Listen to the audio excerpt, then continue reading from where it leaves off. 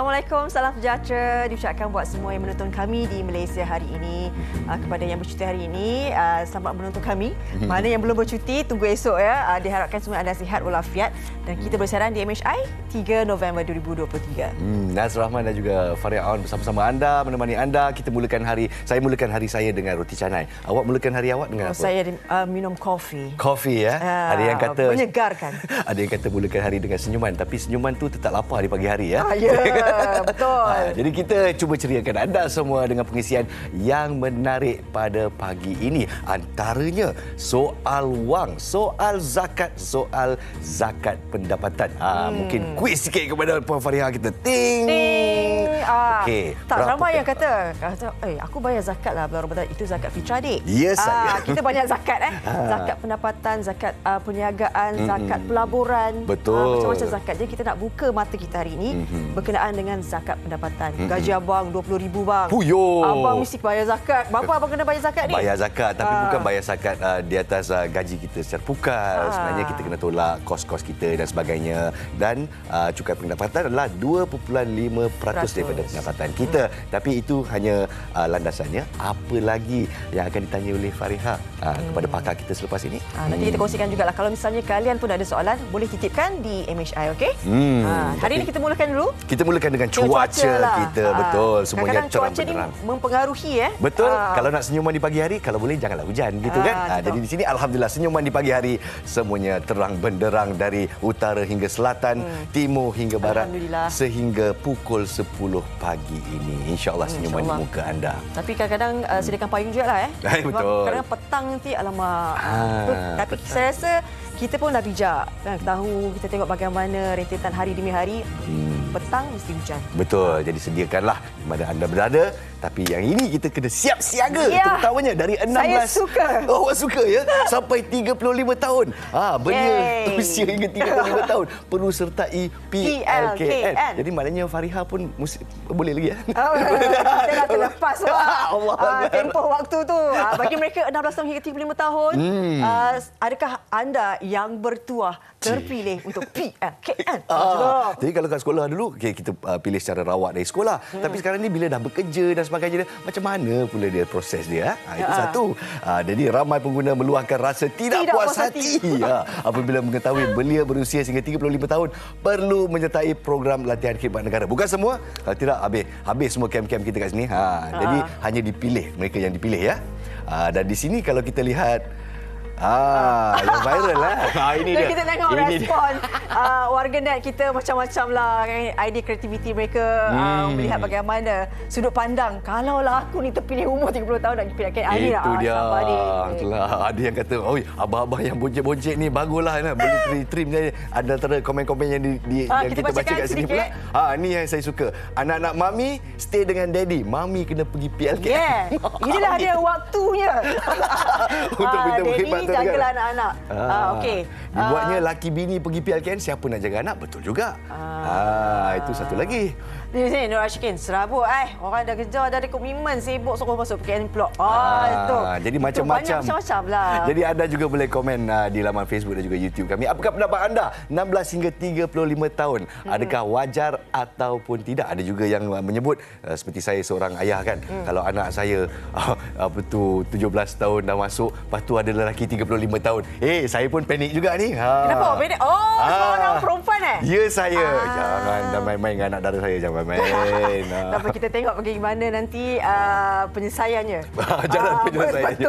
Betul ke nanti umur 16 hingga 35 tahun. Macam-macam lah. InsyaAllah kita akan bawa perbincangan ni di MHI, di pelantar MHI. Sedikit masa lagi. InsyaAllah. Tapi cerita pasal anak perempuan kita memang permata. Apatah lagi kalau seorang hafizah. Betul tak? Betul tak?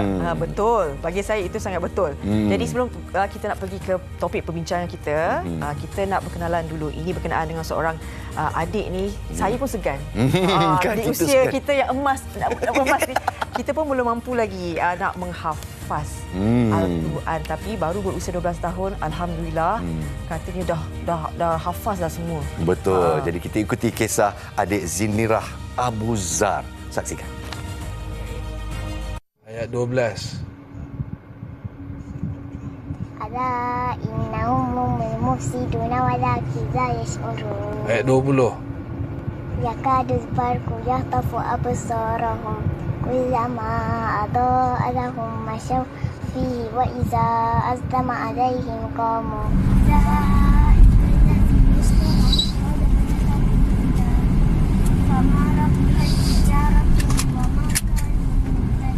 مثلهم كمثل الذي استوقد نارا فلما أضاءت ما حوله ذهب الله بنورهم وتركهم في ظلمات لا يبصرون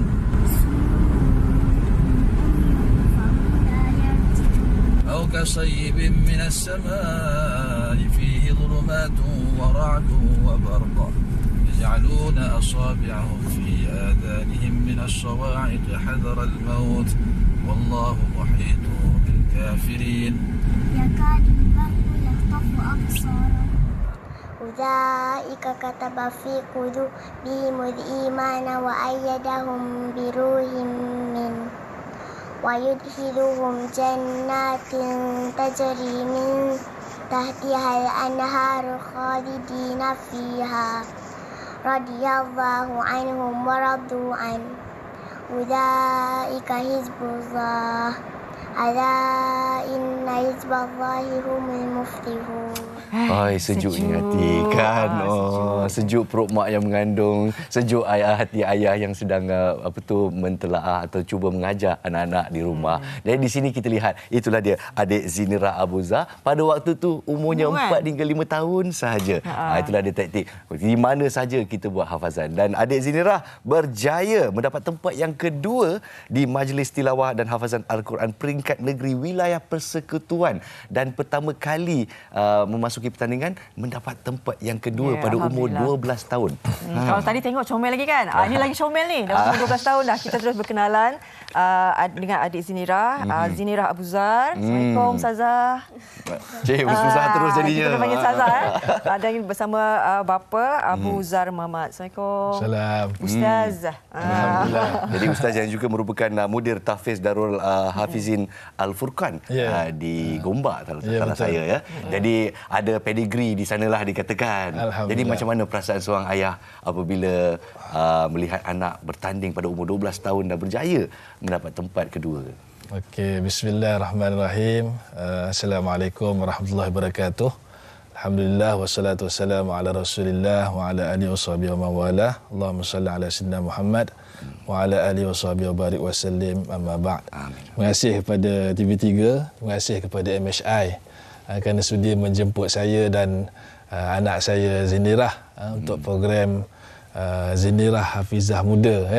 Alhamdulillah, pada awalnya tentang soalan Nas tadi berkenaan dengan pencapaian dia mendapat tempat yang kedua di program tilawah musabaqah hafazan peringkat negeri wilayah jadi sebenarnya satu pencapaian yang membanggakanlah kena pula beliau berusia masih lagi muda kan, masih lagi kanak-kanak lah. Kalau ikutkan peringkat umur tu beliau umur paling muda lah dalam semua peserta yang lebih 33 orang bertanding dalam peringkat hafazan.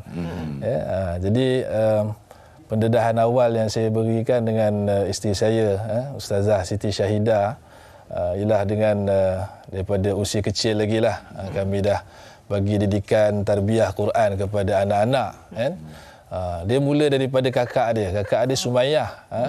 Kakak Sumayyah dia masa umur 3 tahun pun dah start menghafal. Jadi bila Zinirah ni di umur setahun, dia dah biasa dengan Quran. Sebab dia ada kakak kan? Sebab kakak tu dah baca kan. Jadi bila dia umur 2 tahun, dia dah dapat mulut kan, dah boleh bercakap tu. Dia dah boleh ikut sikit-sikit apa yang kakak dia baca. Sebab memang lepas maghrib tu memang tak ada apalah yang kami buat melainkan Quran lah. Jadi isteri saya lah, Alhamdulillah, Ibu Zinirah ni yang rajin untuk memupuk dan juga mentarbiah anak-anak dia. Sebab saya kadang-kadang saya pergi masjid, saya pergi surau kan.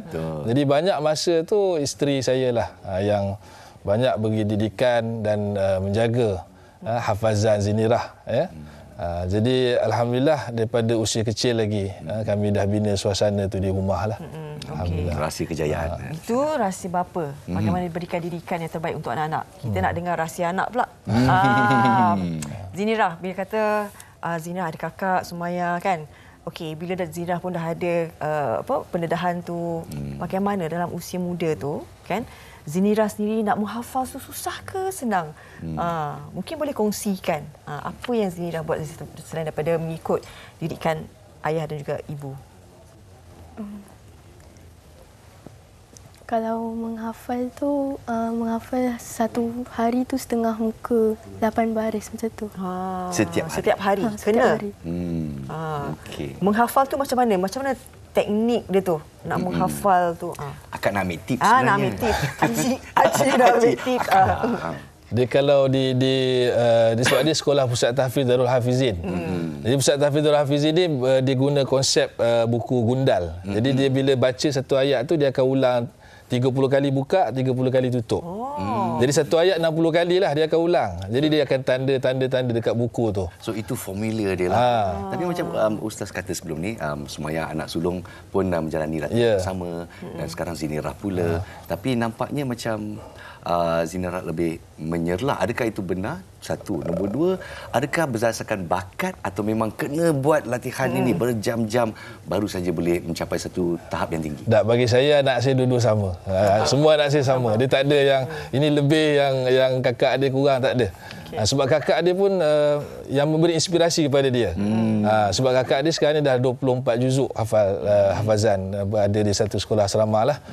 Dan di sinilah ni dia daripada awal usia memang kami ajar anak-anak kami hafal Quran dulu, baru pandai baca. Maknanya banyakkan orang dia akan ajar anak pandai kenal huruf dulu. Tapi bagi saya anak-anak ni sebab hati dia terang. Dia punya otak pun fresh lagi. Jadi bila kita ajar mereka ni dengan cara dia ikut apa yang kita baca. Bismillahirrahmanirrahim, dia ikut Bismillahirrahmanirrahim. Qul huwallahu ahad. Betul. Dalam auditori. Kita tak pelik bila tengok umur budak 2 tahun boleh nyanyi lagu Disney ke, lagu Baby Shark ke kan. Kita tak pelik. Macam itulah juga sebenarnya sebab dia dah ulang selalu. Sama juga dengan Quran. Kalau selalu diulang-ulang, kalau budak tu dah pandai bercakap, dia akan spontan akan keluar, dia akan ikut. Jadi macam Zinirah pun samalah. Bila selalu dengar kakak dia mengaji, jadi dia ikut kakak dia baca. Dia boleh sambung sikit-sikit surah Ar-Rahman ke apa sikit kan. Jadi start daripada situ saya nampak bakat dia. Jadi saya teruskan dengan bagi dia mudah untuk hafal lah. Maknanya kita bagi 2 baris, 1 baris kan. Tapi istiqamah. Maknanya setiap hari mesti ada. Tadi tak kira malam minggu ke malam raya pun dia buat hafazan juga. Jadi antara rahsia dia adalah konsisten. Konsisten betul. Nak tanya perasaan Zinirah masa masuk pertandingan sebab tadi kan kita tahu Zinirah seorang je yang paling muda ni. Bila masuk pertandingan tu macam mana perasaan? Ada rasa gemuruh tak? Semua dah tua-tua dah ganggu dah. Rasa nervous. Lepas tu mesti apa nasihat ayah masa tu dengan ataupun ibu ke apa yang dicakap? Buat betul-betul. Lagi? Baca kuat. Baca kuat, baca berlagu. Baca kuat, baca berlagu. Banyak berlagu juga? Tak. Kan, okey. Jadi selalunya tak tahulah, saya dengan anak-anak saya ni subuh-subuh kadang-kadang, terutamanya kalau bulan Ramadan, kita cubalah dapat setengah muka surat dan sebagainya. Tapi adakah subuh paling afdal? Waktu terbaik. Waktu terbaik untuk kita. Sebenarnya waktu yang terbaik untuk hafaz Quran ialah antara maghrib hingga isyak. Paling afdal Paling afdal. Itu antara waktu paling barakah untuk hafal Quran. Jadi itu mungkin hikmah dia kenapa Allah buat waktu maghrib isyak tu pendek. Mungkinlah. Itu pendek. Dan sebenarnya kalau dengan waktu pendek itu, kalau kita fokus, kalau kita dah lancar baca, dan ini bukan terpakai untuk anak-anak aja ya. Bapa-bapa pun boleh pakai. Kan? Tips ni bapa-bapa pun boleh pakai. Kita cuba malam ni kita try terus. Lepas maghrib kita ambil satu ayat yang kita target nak hafal kan. Contohnya surah Al-Mulk lah. Tabarakalladzi biyadihil mulku wa huwa ala kulli syai'in qadir. Kita fokus satu ayat tu. Kita hafal sampai kita dah boleh lancar. Lepas tu kita pindah ayat kedua, ayat ketiga, begitu seterusnya. Sampai isyak kita stop. Tapi mesti sebelum isyak tu kita dah lancar lah. Dan biasanya lepas isyak tu kita akan lupa apa kita hafal lepas maghrib. Betul. Dia akan jadi macam tu. Sebab lepas isyak bukan waktu menghafal. Lepas isyak waktu mengulang. Dia ada waktu-waktu dia. Jadi lepas isyak tu waktu mengulang. Contohnya kita kena ulang yang murajaah, yang apa? Ulangan lama, ulangan baru, kita kena ulang. Sebab Quran memang kena sentiasa ulang. Okey. Lepas pada tu, yang hafazan baru kita hafal lepas maghrib sampai isyak tu, kita akan ingat sebelum subuh. Mana bila bangun subuh, kita tak gosok gigi lagi, kita boleh baca dah apa yang kita hafal. Allah memang buat memori macam tu. Jadi memang hafazan baru mula kita hafal lepas maghrib. Ulangan yang hafazan baru tu kita akan baca lepas subuh ataupun sebelum subuh. Itu dia punya waktu dia lah. Sebagai ibu bapa, kita biasa dengar kan, kalau kita kata nak bagi anak ni dari ingatan dia kuat macam-macam lah pemakanan dan sebagainya. Tapi saya nak tahu juga sebenarnya apa yang perlu sebagai ibu bapa sediakan untuk anak, untuk kita nak pastikan bahawa anak kita ni boleh sebenarnya menjadi hafizah dan hafiz. Dia sebenarnya semua dengan izin Allah lah. Itu first kali kita kena betulkan akidah kita. Semuanya dengan izin Allah. Kalau Allah Ta'ala izinkan, tak kiralah seorang tu walaupun umur dia 100 tahun pun dia boleh hafal Quran. Kalau Allah Ta'ala tak izinkan, walaupun dia ni dah masuk tahfiz, hafal Quran setiap hari, ada guru bagus pun, kalau Allah tak izin, tak jadi juga. Jadi semua dengan izin Allah. Ada pun yang lain, contohnya macam pemakanan kan. Kita makan suplemen ke, makan kurma 7 biji sehari ke, makan kismis, makan madu ke, itu semua memang antara makanan-makanan sunnah yang boleh menjana kesihatan kita mental fizikal. Tapi dalam masa sama yang paling penting ialah kita sebagai ibu ayah lah kena berikan makanan yang halal dan thayyibah kepada anak kita. Macam mana halal dan thayyibah tu? Maknanya kita punya sumber pendapatan, rezeki yang kita dapat mesti daripada sumber yang halal. Kan? Maknanya bukan sahaja kita tak boleh bagi junk food yang banyak pada anak-anak kan. Tapi sumber rezeki itu yang penting. Itu yang barakah yang boleh buatkan anak kita ni insya-Allah boleh menjadi hafiz atau hafizah yang berjaya. Yang penting halalan thayyiban penting. Nak tanya kepada adik di sini Rah pula. Satu hari itu dia berlatih berapa lama? Berapa jam? Dan kalau kita test kat sini berani tak? Kalau kat sekolah daripada pukul 8 sampai pukul 12.30. 8 sampai 12.30 menghafaz. Jadi dalam 4-5 jam jugalah. Dia ada hafazan dan ulangan lah. So kalau dia dah hafal 30 juzuk, paling kurang sehari dia kena baca 2 ke 3 juzuk lah. Itu okey. Okey, Pak Cik silakan. Itulah saya nak bagi pop quiz satu boleh? Pop quiz Pop quiz. Kita pilih je mana-mana Dia ayat. ikut surah kan? Boleh juga. Ke ikut nombor ke tak boleh? Oh tak boleh. Okey, surah bagi surah. Kita bagi sebab dia first 10 juzuk, kita bagi surah Al-Maidah. Awal surah. Awal surah. Sudah. A'udzu billahi minasyaitonir rajim. Bismillahirrahmanirrahim. Ya ayyuhalladzina amanu awfu bil 'uqud. Uhillat lakum bahimatul an'ami illa ma yutla 'alaikum ghayra muhillis saydi wa antum hurum. Innallaha yahkumu ma yurid. Masya-Allah.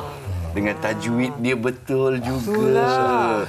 Kita pun kalau hafaz-hafaz ni pun kadang-kadang kita fikir 2 kali, tajwid aku ni betul ke tidak? Waw ke, qaf ke, kaf ke? Alamak, sebab kalau menghafaz kan, ini dia punya harakat tu berapa.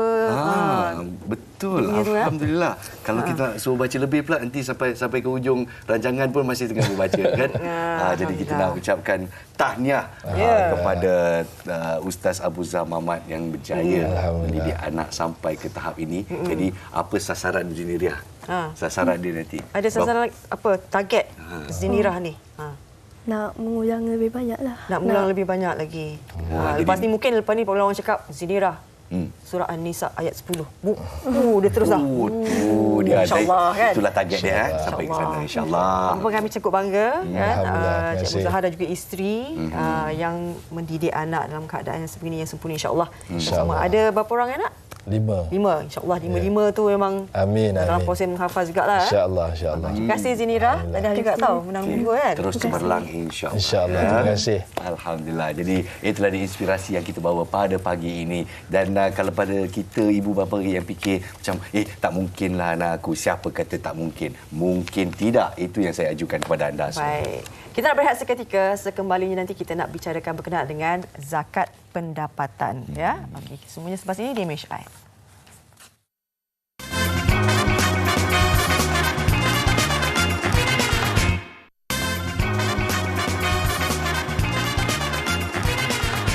Baik, kembali semula dalam Malaysia hari ini. Terima kasih kerana terus menonton kami. Sebagaimana kami warakan tadi, topik kita berkenaan dengan zakat pendapatan. Tapi sebelum tu, saya nak kongsikan terlebih dahulu. Ini berkenaan dengan bagaimana nilai mata wang kita berbanding dengan mata wang yang lain, terutamanya USD. Baik, kita kalau nak kongsikan terlebih dahulu, kita boleh saksikan bagaimana nilai kadar nilai mata wang kita kalau dibandingkan dengan $1 USD.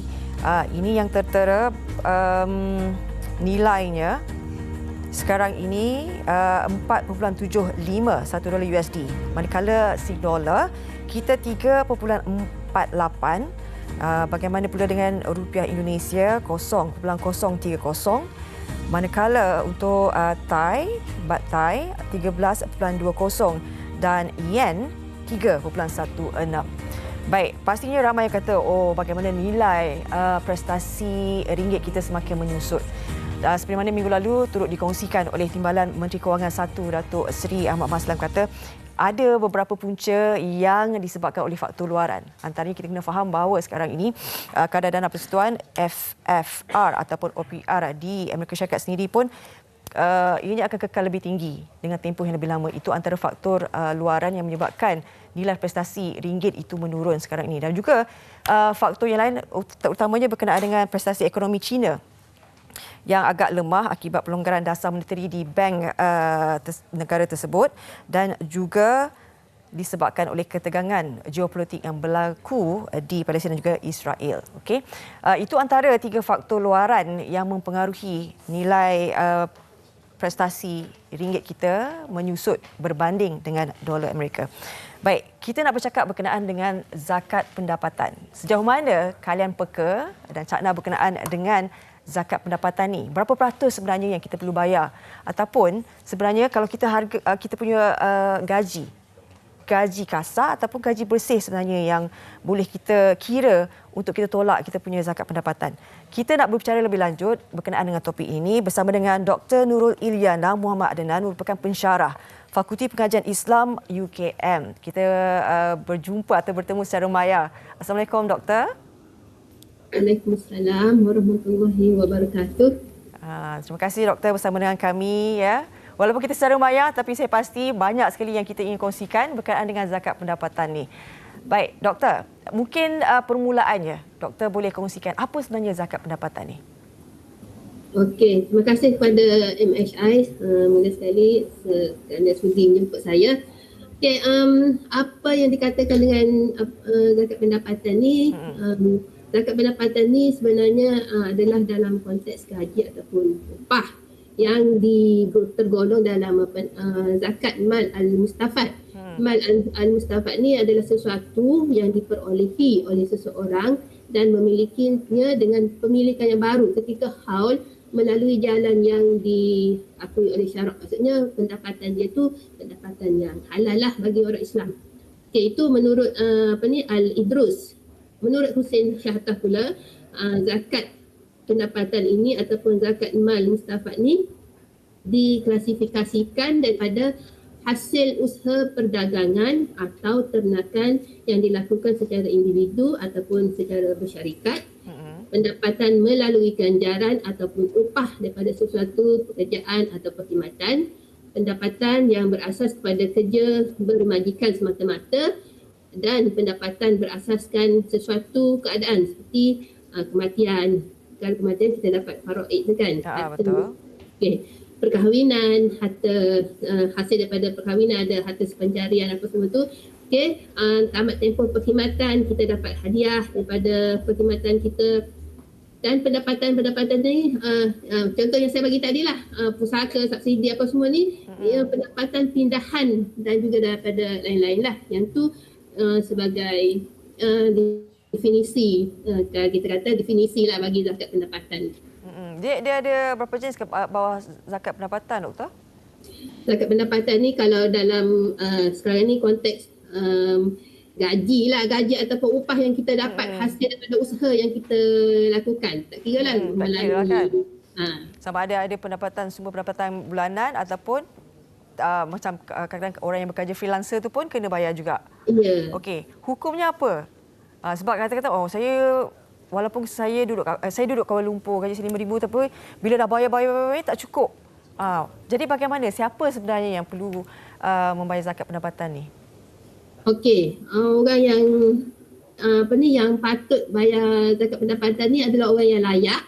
Maksudnya pendapatan dia tu telah cukup nisab.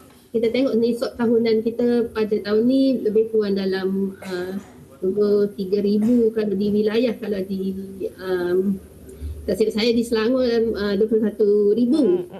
Jadi kalau pendapatan dia tu secara kasar kita tengok dari setiap tahunan dari bulan untuk setahun tu cukup ataupun melebihi nisab yang telah ditetapkan, dia wajib bayar zakat untuk pendapatan dia. Nisab pendapatan maknanya setahun tu berapa semua kita dapat kan gaji tu. Yeah. Okey. Bagaimana sebenarnya, Doktor? Ada yang masih lagi keliru. Katakan zakat pendapatan ni daripada gaji kasar ke ataupun gaji bersih, maknanya jumlah yang tinggal lepas kita dah tolak komitmen kita untuk isteri dan sebagainya kan? Ke bagaimana? Ya. Sebenarnya zakat pendapatan ni dia ada dua kaedah. Kita boleh kira secara gaji, nak tolak gaji kasar ataupun kita nak tolak secara setelah, sebab dia ada dua kaedah. Kaedah pertama 2.5% daripada gaji kasar tahunan kita. Kemudian kaedah yang kedua adalah 2.5% daripada baki pendapatan kita setelah ditolak perbelanjaan yang dibenarkan. Kalau doktor kata perbelanjaan yang dibenarkan, apa perbelanjaan yang dibenarkan tu, doktor? Okey, perbelanjaan yang dibenarkan tu contohnya perbelanjaan untuk diri kita sendiri, untuk isteri, untuk anak, untuk ibu bapa, kalau kita ada caruman KDBSP, ataupun kalau orang yang belajar sambil bekerja tu untuk pendidikan dia sendiri, dan kalau dia ada caruman di dalam agensi yang berzakat, maksudnya agensi dia tu dah keluarkan zakat untuk dia. Yang itu adalah antara tolakan yang dibenarkan lah. Okey. Maknanya sekarang kita ada dua cara kan, daripada 2.5% daripada gaji kasar ataupun 2.5% daripada yang kita dah tolak daripada gaji kasar tu, tolak komitmen yang dibenarkan tu. Itu yang jumlah dia. Maknanya ada pilihan lah, doktor ya? Ya, ada pilihan. Okey. Mungkin doktor boleh terangkan juga sebenarnya dengan zakat pendapatan ni, kenapa kita perlu bayar zakat pendapatan ni, doktor? Ada yang kata macam alamak tak mampu lagi lah. Ada yang berkata-kata tak mampu lagi lah nak bayar zakat pendapatan sebab macam cukup-cukup makan. Apatah lagi sekarang kos hari hidup tinggi. Tapi sebenarnya mungkin doktor boleh ceritakan juga kenapa sebenarnya kalau boleh, kalau kita mampu, kita bayar zakat pendapatan ni. Okey. Sebenarnya zakat ni kan kita tahu zakat ni adalah perkara yang wajib. Dalam Al-Quran pun Allah dah bagi tahu orang yang cukup nisab, cukup haul, orang yang layak kena wajib dikenakan wajib bayar zakat daripada hasil tak kira lah daripada hasil harta dia tu. Okey, antara hikmahnya yang pertama, sebabnya ini antara yang boleh dikongsikan untuk sebabnya kalau zakat pendapatan ni kan kita tengok pendapatan kita dapat sebulan ataupun tahunan ni merupakan harta yang berkembang. Dari tahun ke tahun kan kita dapat banyak-banyak, kalau kumpul-kumpul dapat banyak. Jadi merupakan satu perolehan yang lumayan lah. Dia ni membantu kepada aktiviti ekonomi masyarakat kita sekarang ni. Jadi kalaulah kita bayar zakat pendapatan ni, kita boleh bantu orang lain yang ekonomi dia kurang daripada kita lah. Maknanya kita membantu orang yang memerlukan juga. Orang yang lebih memerlukan daripada, walaupun kita rasa cukup makan, tapi sebagai orang Islam mungkin kita, sebabnya zakat ni pun salah satu cara untuk penyucian harta kita ni dan juga pembersihan jiwa daripada sifat kikir ataupun bakhil. Okey, mungkin doktor boleh terangkan juga kan sebenarnya kelebihan zakat pendapatan ni. Apa yang boleh kita perolehi kalau kita buat zakat pendapatan ni? Selain daripada kita tahu bahawa kita dapat membantu orang lain kan. Sebab sekarang ini pun ada kata, saya bayar LHDN. Lepas tu zakat bagaimana? Ya betul. Yang tu salah satu perkara yang paling tu adalah kalau kita bayar zakat, kita akan dapat rebate untuk LHDN tu. Kita akan dapat rebate sepenuhnya daripada zakat yang kita bayar. Contoh kalau zakat tahun ni kita bayar 3,000, LHDN kita bayar 3,000. So kita dapat rebate 3,000. Jadi untuk tahun ni kita tak bayar adalah untuk untuk LHDN tu lah kita punya net tax kita tu. Maknanya rebate 100 full rebate. Rebate 100% lah kita dapat kalau buat zakat pendapatan tu. Ya. Okay. Based on kadar cukai ataupun tax yang kita bayar pada tahun tu lah. Kalau tax kita 3,000, kita bayar zakat 1,000, jadi kita kena bayar tax. Baki itulah 1,000 lagi. Okey. Sebenarnya kalau zakat pendapatan ni, doktor, dia mungkin ramai yang mungkin terutama generasi baru lah kan, mungkin yang baru bekerja dan sebagainya masih lagi samar berkenaan dengan zakat pendapatan ni. Mungkin doktor boleh bagi jalan kepada mereka sebab kita tahu juga bagaimana rakyat Malaysia ni kita peka kan, masih ramai lagi ke yang tak tahu. Mungkin ikut kajian doktor sendiri, kita nak tengok sekarang ni dah 2023 kan, kita kalau boleh kita nak ajak lebih ramai lagi lah untuk bersama dengan zakat pendapatan ni. Melihat suasana di Malaysia ni sekarang bagaimana? Respon orang ramai. Okey, menurut kalau tengok pada kajian sekarang ni dah ramai dah yang bayar zakat pendapatan. Kalau kita tengok di wilayah dengan Selangor merupakan negeri yang tertinggi kutipan zakat pendapatan ni.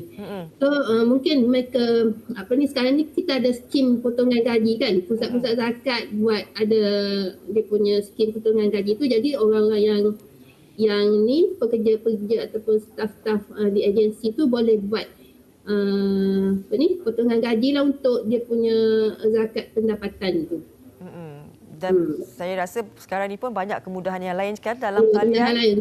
Online banking apa semua tu kan, platform-platform yang disediakan oleh institusi zakat tu dah meluas. Jadi kita boleh, kalau kita tak boleh pergi ke pusat zakat sendiri, kita boleh secara online bayar ataupun pergi ATM ke apa ke semua. Banyak dia punya platform untuk bayar zakat pendapatan.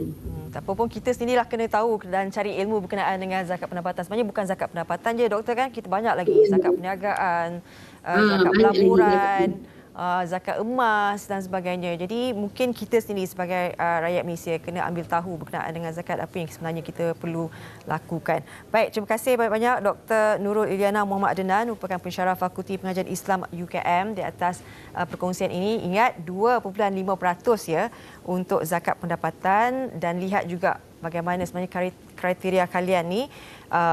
Dan kita juga tahu ada dua cara, sama ada 2.5% gaji kasar ataupun daripada gaji yang bersih melalui tolak yang telah ditetapkan tu. Okey, kita akan berehat seketika. Sekembali nanti kita nak bersama dengan Nas berkenaan dengan dana pengurusan dan penambahbaikan Masjid Nur Muhammad Kompleks Islam Darul Faizin. Semuanya selepas ini.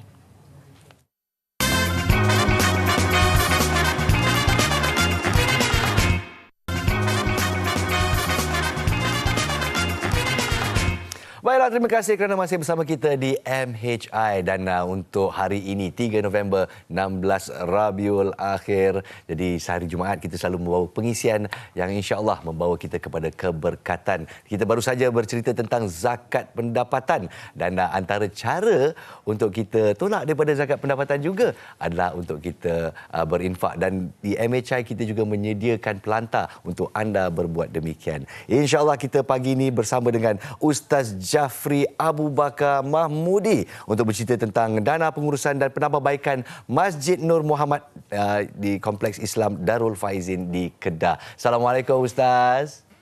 Waalaikumsalam warahmatullahi wabarakatuh. Kenapa muka saya nampak gelap, muka nampak cerah benderang ni? Wah, itu hanya lighting saja untuk Ustaz Jafri. Dia cahaya nur terpancar dari wajah anda, jadi tak payah lighting. Begitu. Jadi boleh tak kita ceritakan sedikit tentang pengenalan dan juga latar belakang Kumpulan Pendidikan Darul Faizin atau KIDAF ni? Silakan Ustaz. Alhamdulillah, terima kasih Nas. Terima kasih juga kepada semua para penonton Malaysia hari ini. Pada pagi ini insya-Allah Kumpulan Pendidikan Darul Faizin ini telah berada dalam masyarakat, menyebarkan ilmu pada masyarakat secara percuma semenjak tahun 2011 yang lalu lagi. Maksudnya dah 12 tahun kita berada dalam masyarakat. Salih Muhammad, kita menyediakan berbagai peringkat pengajian bermula daripada seawal usia 7 tahun, pra-tahfiz, kemudian kita ada peringkat menengah, tahfiz Al-Quran. Kemudian kita menyambungkan pengajian-pengajian anak-anak tahfiz Al-Quran ini ke luar negara, ada di Turki, ada ke Yaman yang duduk bawah pembiayaan kita. Kemudian di madrasah kita juga ada pengajian untuk warga emas. Allahumma salli Muhammad. Ada pengajian untuk umumi masyarakat dan sebagainya. Dan setelah 12 tahun kita beroperasi, Salih Muhammad, permintaan untuk kemasukan ke madrasah kita ini makin meningkat daripada masa ke semasa. Kapasiti untuk menampung pelajar kita itu Syed Muhammad yang hanya boleh menempatkan sekitar 20 orang sahaja, maka kita terpaksa untuk bangunkan sebuah asrama, sebuah tempat penginapan yang lebih selesa.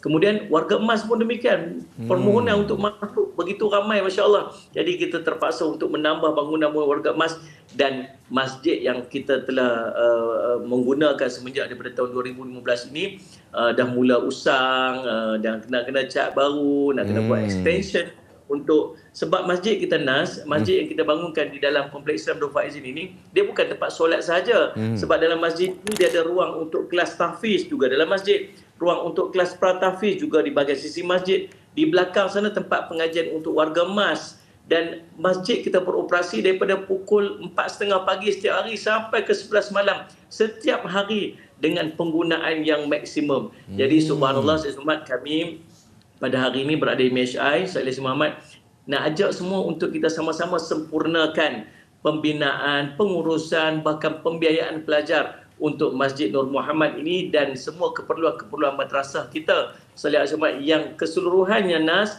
mencecah 5 juta ringgit, Nas, masya-Allah. Okey, itulah sasaran kos keseluruhan dia di sini ya. 5 juta ringgit. Jadi setakat ni macam mana sasaran yang telah pun dikumpulkan dan macam mana pula kita boleh membantu, Ustaz? Tuan-tuan, halo, Assalamualaikum. Atas kebaran. Waalaikumsalam berkata. Saya jauh daripada sudut hati saya nak ucapkan jutaan terima kasih setinggi-tingginya kepada semua yang telah menyumbang semenjak daripada awal. Yang bersama dengan kita membangunkan Ma'had Darul Faizin, Kompleks Islam Darul Faizin ini. Dan tuan-tuan, Allahumma salli Muhammad, buat masa sekarang ini, projek kita, Salih Muhammad, kita, Allahumma salli Muhammad, kita ada tersangkut dengan kontraktor atas pembangunan ini, Salih Muhammad, yang mencecah 200,000 nak kena bayar dengan kontraktor ni. Subhanallah. Jadi tuan-tuan, saya nak ambil kesempatan ni nak merayu kita pada hari Jumaat yang penuh dengan barakah ini. Kita ada pada pagi Jumaat. Hari Jumaat dan pagi Jumaat, dua keberkatan yang terhimpun. Hari Jumaat sendiri ada keberkatan dia, dan pagi pula ada keberkatan seperti didoakan oleh Nabi SAW. Maka inilah waktu yang terbaik untuk kita berinfak dan bersedekah. Tuan-tuan, mungkin kali ini apa yang kita boleh buat ialah, Salih Muhammad, kita niatkan ganjaran pahala yang perkongsian infak kita ini kepada ibu dan ayah kita, sama ada yang masih hidup ataupun yang telah kembali ke rahmatullah. Niatkan pahalanya untuk mereka. Mudah-mudahan insya-Allah, Sayyid Muhammad, pahala untuk kita juga ada berkekalan, dan pahala itu juga sampai kepada mereka untuk kita membalas sedikit pahala pun jasa mereka kepada kita, menjaga kita daripada kecil. Ada nombor akaun yang tertera, ada nombor telefon yang tertera. Saya nak minta tuan-tuan tolong, selepas bank in, tuan-tuan tolong WhatsApp kepada nombor yang tertera, nombor telefon itu, sebab ada sedikit hadiah-hadiah kita yang nak kita berikan sebagai cenderahati kita kepada semua, insya-Allah, yang turut bersama membangunkan Kompleks Islam Darul Faizin ini, insya-Allah. Mudah-mudahan jadi manfaat. InsyaAllah ada siap hadiah lagi untuk diberikan kepada mereka yang berinfak. Alhamdulillah. Jadi kita pun di sini di MHI pagi ini kita bawakan topik zakat pendapatan. Dan insyaAllah kalau berinfak kepada Mahat Darul Faizin ini, kita juga boleh tolak daripada zakat pendapatan. Betul tak Ustaz? Boleh. Kita juga merupakan ambil zakat untuk lembaga zakat negeri Kedah. Yang nak bayar zakat pun boleh. Kita terima juga, insya-Allah. InsyaAllah. Jadi kita boleh buat penolakan di sanalah. Tapi kalau boleh, lebih tu pun bagus juga. Jadi mungkin Ustaz boleh ulaskan sikit kebaikan untuk kita berinfak di hari Jumaat, terutama untuk Mahat Darul Faizin, untuk pahala yang berpanjangan. Tuan-tuan, Allahumma salli ala Muhammad. Dulu waktu guru saya sebut buka madrasah, saya duduk fikir, saya ni bukannya alim sangat, bukannya reti sangat. Dia kata tak, kita nak tumpang kelebihan daripada orang menuntut ilmu. Orang menuntut ilmu, kita dapat pahala. Satu benda yang Nabi SAW sebut yang tak akan terputus sampai bila-bila, dia sebut al-ilmu yang tanfa'u bih, ilmu yang bermanfaat. Ilmu manfaat ni, kalau kita bangunkan masjid, masjid tu mungkin diroboh. Kalau kita bagi, saya semua ada anak-anak yang soleh mendoakan, anak-anak tu mungkin meninggal dunia. Tetapi bila sebut ilmu yang bermanfaat, dia tak akan terputus sampai ke hari kiamat. Anak-anak kita ni entah berapa ribu huruf-huruf Quran yang dibaca pada setiap hari yang kita nak tumpang manfaatnya. Di madrasah kita ada warga emas yang menghabiskan usia-usia tuanya duduk di dalam madrasah ini, Salih Muhammad, menuntut ilmu dan beramal dengan ilmu di hujung-hujung usianya.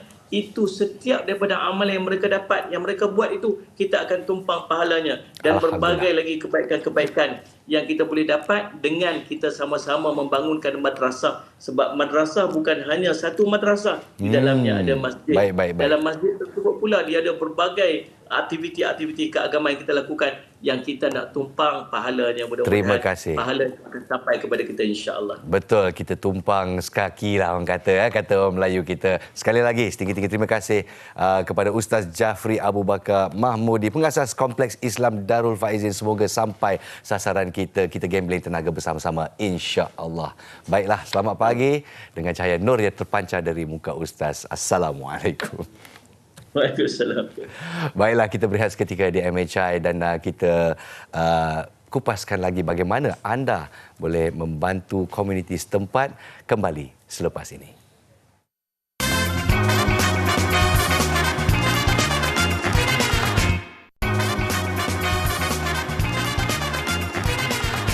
Baik, terima kasih setia bersama kami di MHI.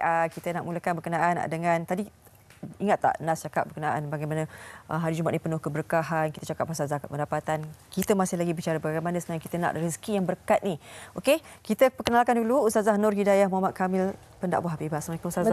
Cantik Ustazah hari ini. Alhamdulillah. Okey, Ustazah cakap berkenaan dengan rezeki yang berkat. Harta, barakah. Apa pentingnya sebenarnya? Okey, terima kasih kepada host kita dan juga kepada semua penonton MHI pada pagi ini. Dan bismillah, bila sebutkan tentang perkara ataupun kehidupan rezeki yang barakah, kita semua, saya yakin dan sangat yakin bahawa semua penonton yang menonton ketika ini mahukan rezeki dan juga kehidupan yang barakah. Tapi barakah ni apa? Barakah ni adalah bertambah dan bercambahnya kebaikan demi kebaikan yang berterusan, dan kebaikan ini iaitu datang daripada Allah Azza wa Jalla. Dan dalam surah Sabah ayat 39, Allah menyebutkan antara cara untuk kita dapat barakah. Kan, nak dapat barakah ni macam mana? Antaranya adalah wama aqfaqtum min syai' fahuwa yukhlifu. Allah sebutkan iaitu siapa yang mendermakan hartanya, maka Allah akan ganti dengan yang lebih baik lagi. Maka jom untuk kita dapatkan kehidupan yang barakah, rezeki yang barakah. Kalau tadi kita infak bersama dengan Kidaf, dan sekarang saya nak bersama-sama para penonton untuk kita infak dan wakaf bersama dalam pembangunan Masjid Saujana KLIA, insya-Allah, dengan yang kita memerlukan dana sebanyak 20 juta ringgit Malaysia. Kalau para penonton boleh saksikan di kaca TV ketika ini dan maklumat yang tertera juga, tuan-puan boleh dapat lihat dengan sangat jelas bahawa kita ketika ini perlu untuk membina sebuah masjid yang perlu disegerakan pembinaannya. Kerana apa? Yang pertamanya, kerana masjid yang terdekat jumlahnya kepadatan penduduk yang semakin bertambah tidak dapat menampung jumlah masyarakat yang semakin ramai.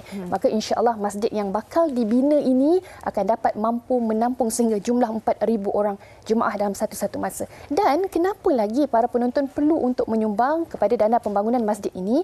Kerana yang keduanya, masjid ini perlu disegerakan kerana masjid yang terdekat jaraknya hampir 10 km. Subhanallah, yang bersamaan 20 hingga ke 30 minit jarak perjalanan. Dan bayangkan setiap kali jemaah ataupun orang-orang masyarakat terdekat ingin menunaikan solat Jumaat, solat fardu 5 waktu, mereka terpaksa menempuh keadaan ini setiap hari. Dan bayangkan kalau kita berada dalam situasi ini. Maka subhanallah, jom saya nak menyuruh kepada semuanya untuk kita dapat apa tadi? Rezeki, dan insya-Allah kehidupan yang barakah adalah dengan banyakkan kita menderma sedekah, infak wakaf dan khusus kepada pembangunan Masjid Sarjana KLIA ini. Dan kalau kita sebutkan bagaimana pembangunan masjid ini juga akhirnya nanti akan beri kebaikan semula kepada masyarakat. Kenapa saya sebutkan ini? Kerana fasilitinya yang sangat banyak, antaranya adanya kemudahan perpustakaan, bilik seminar, bilik tetamu dan juga kemudahan untuk musafir. Dan boleh lihat di kaca TV ketika ini bagaimana para penonton boleh QR Pay untuk transaksi online, dan akhirnya kemudahan masjid ini nanti akan dapat kepada semua orang. Dan juga masjid ini kedudukannya sangat strategik yang berada di laluan KLIA, dan insya-Allah orang bukan sahaja masyarakat setempat tetapi orang ramai musafir juga boleh dapat kebaikan daripada masjid ini. Dan saya yakin kepada siapa yang menyumbang pada hari Jumaat yang barakah ini dengan pembangunan masjid yang dibina, dan kebaikan ini secara berterusan dan berkekalan insya-Allah. Dan bila kita sebut tadi tentang masjid ini, kita nak sama-sama supaya kita dapat memberikan sumbangan supaya dapat direalisasikan pembangunannya. Dan saya yakin sekiranya 2 juta orang penonton yang bersama-sama kita di MHI pada hari ini sama-sama dapat menyumbang semampunya, dan insya-Allah pembangunan masjid ini dapat disegerakan insya-Allah. Baik, terima kasih Ustazah Nur Hidayah Muhammad Kamil, penakwa bebas, dan ini kita nak sama-sama lah rakyat Malaysia bagaimana kita perlukan dana 20 juta ringgit untuk pembangunan Masjid Sarjana KLIA Darul Ihsan. Terima kasih banyak Ustazah. Hai, terima kasih. Kita bersama dengan Nas boleh teruskan apa pengisiannya di akhir rancangan ni? Baik, terima kasih Fariha. Semoga barakah di pagi Jumaat yang mulia ini. Baiklah, sebelum kita menutup tirai untuk MHI di pagi hari ini, kita akan terus kepada apa yang ada di laman-laman surat khabar kita. Kita memberikan ringkasan tentang perkembangan selanjutnya di Palestin. Dan alhamdulillah kita bakal menjemput kepulang pasukan keselamatan Malbat 85010, iaitu siri ke-10 daripada Lubnan. Alhamdulillah mereka kembali selepas 12 bulan bertugas, dan kita bakal menghantar pasukan baru Malbat 85011, siri yang ke-11. Dan apa yang dinyatakan oleh Menteri Pertahanan kita, Datuk Seri Muhammad Hassan, berhubungan perkara ini, meminta anggota pasukan tersebut mematuhi peraturan dan prosedur yang ditetapkan oleh Pertubuhan Bangsa-Bangsa Bersatu. InsyaAllah selamat kembali. Pergi berjuang perjuangan yang luar biasa sebenarnya, kita sama-sama doakan. Begitu juga jangan lupa untuk terus berdoa kepada apa yang berlaku di Palestin. Dan kita pun tahu kan kita ada tabung kemanusiaan Palestin Media Prima tu terus menyumbang saluran sumbangan kalian kepada tabung terbabit. Alhamdulillah. Kita dapat satu berita baru di mana Fariha akan berada di Muar Johor pada hari Isnin. Orang Muar, marilah kita bersedia. sama-sama nanti hari Isnin. Sebab apa? Kita nak cari tiram putih dekat Muar. Bukan saja tiram, semua yang bercengkerang lah, semua yang sedap dimakan, insya-Allah akan berada di udara pada hari Isnin nanti. Saya Nas Rahman. Saya Faria On. Terima kasih. Jaga diri tau. Bye.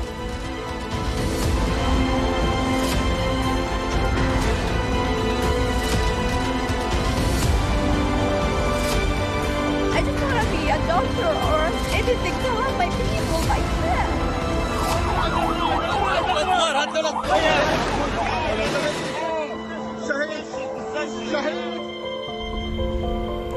There were a lot of bombings around us. One of them was